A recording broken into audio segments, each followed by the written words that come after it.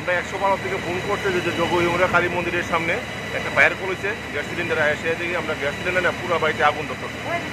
তারপর সাথে সাথে আমরা আগরতলা হেডকোয়ার্টার খবর দিচ্ছি, আগরতলা থেকে একটা ট্রান্সপোর্ট আছে ওয়াটার বাজার, আর আমরা গাড়ি নিয়ে আগুন আয়ত্ত আনছি। আমরা ক্ষয়ক্ষতি কীরকম হইব এটা ক্ষয়ক্ষতি একবার মালিকের সাথে আমরা কথাবার্তা করবো, মালিকের সাথে কথাবার্তা বলে জানা যাবো ক্ষয়ক্ষতির পরিমাণ কতটুকু হয়েছে, কি আসবে। টিনের পর দুইটা পার্টিশন দেওয়ার না। কিসের দিয়ে লাগছে বলে মনে হয়?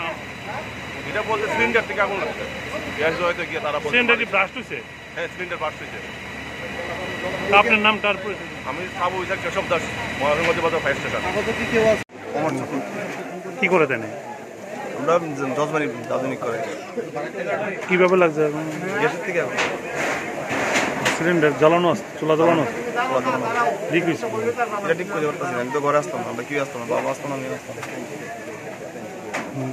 কয়টা সিলিন্ডার কি ব্রাস্ট হয়েছে? একটা ব্রাস্ট হয়েছে। কি নাম বললেন? অমর চক্রবর্তী।